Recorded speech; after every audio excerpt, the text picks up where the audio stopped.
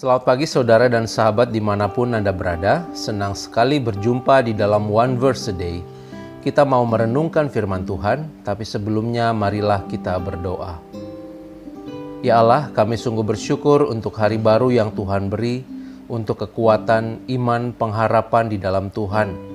Kami mau belajar dan merenungkan firman-Mu hari ini, biarlah Engkau hadir, melawat dan menerangi kami semua. Terima kasih Bapa, di dalam Kristus kami berdoa. Amin. Saudara yang dikasih Tuhan, firman Tuhan hari ini dari Roma 15 ayat 2. Kita yang kuat wajib menanggung kelemahan orang yang tidak kuat, dan jangan kita mencari kesenangan kita sendiri.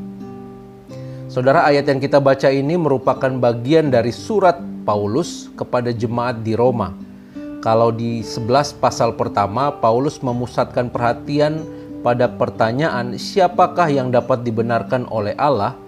Namun di pasal-pasal berikutnya, termasuk di pasal 15 yang kita baca ini, Paulus menjelaskan bagaimana para pengikut Kristus harus hidup.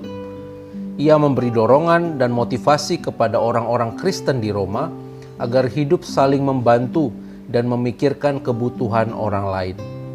Paulus berkata, kita yang kuat wajib menanggung kelemahan orang yang tidak kuat, dan jangan kita mencari kesenangan kita sendiri. Setiap umat percaya harus mencari kesenangan sesamanya demi kebaikan dan untuk membangunnya.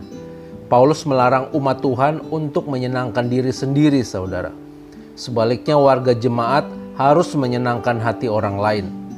Tentu saja yang dimaksudkan di sini bukan hanya sekedar senang atau membuat orang lain senang menurut yang dia inginkan, saudara.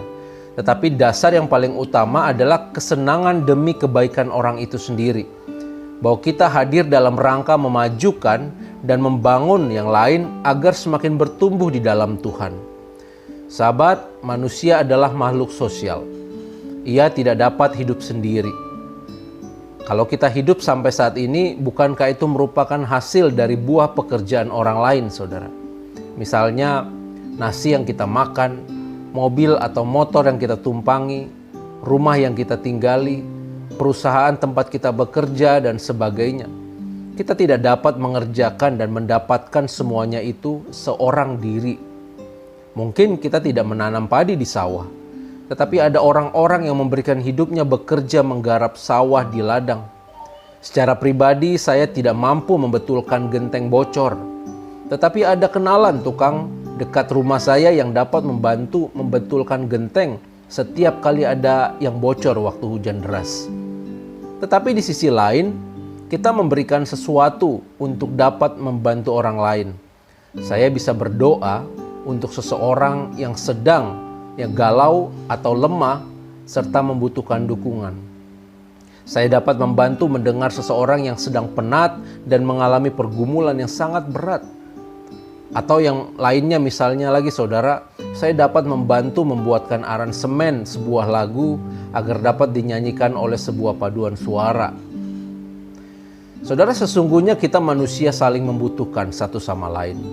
Disadari atau tidak, diakui atau tidak, seseorang pasti memiliki sesuatu yang belum tentu dimiliki oleh yang lain. Sehingga dengan demikian, seseorang pun pasti bisa memberikan sesuatu atau membantu orang lain menurut kesanggupan yang dia miliki. Itu sebabnya nasihat Paulus bagi orang Kristen di Roma ini sangat relevan bagi kehidupan kita saat ini. Bahwa kita harus saling membantu. Kita yang kuat di bidang atau hal-hal tertentu wajib membantu saudara-saudara kita yang lemah di bidang atau hal-hal yang lain. Dan tujuan dari saling bertolong-tolongan ini adalah agar kita saling membangun, saudara. Setiap orang pada dasarnya senang dibantu. Membuat seseorang merasa senang, merasa diakui keberadaannya, membuat seseorang merasa bahwa dia tidak sendiri. Ini saya percaya akan jauh lebih mampu membangun dirinya. Saudara, mari kita temukan apa kekuatan dalam diri kita yang dapat kita berikan untuk orang-orang di sekitar kita. Lalu mulailah berikan kepada orang yang sedang membutuhkan, yang saya percaya ada di sekitar kita.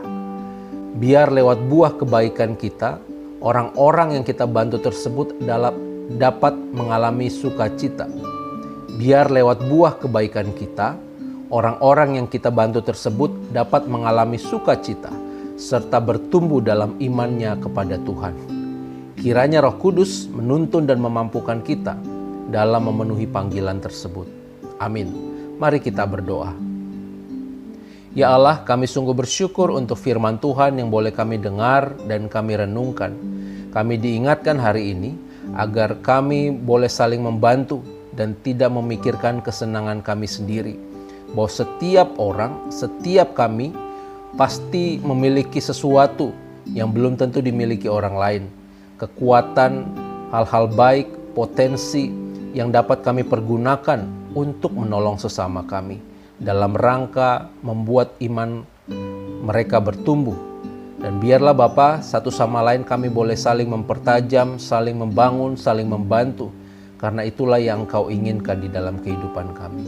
Terima kasih Bapa, di dalam Kristus kami berdoa. Amin. Tuhan memberkati kita semua.